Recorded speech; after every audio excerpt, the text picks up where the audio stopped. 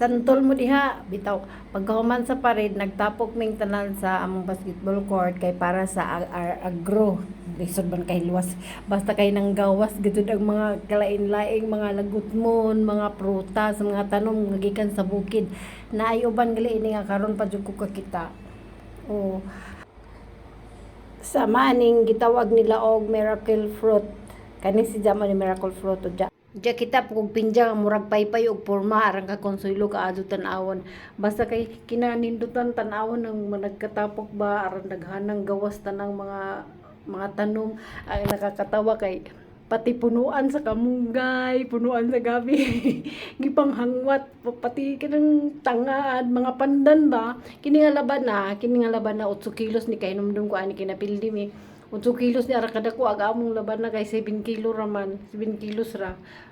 Napildi mi ani pero ang saya-saya. Bisag napildi mi ara ka malipayon gyud.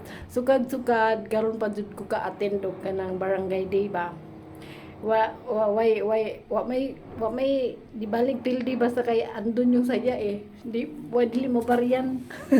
Kinaligran nga sa tanan ko na magtawag na gamong MC og unsay i-contest na pud balik laban na ganyan mo tawag ko mag-inunton og kisay mo hatod ganyan ay ara kaligri thank you Lord gadyo naka-experience ko ang saya-saya sa mga baryuhanon.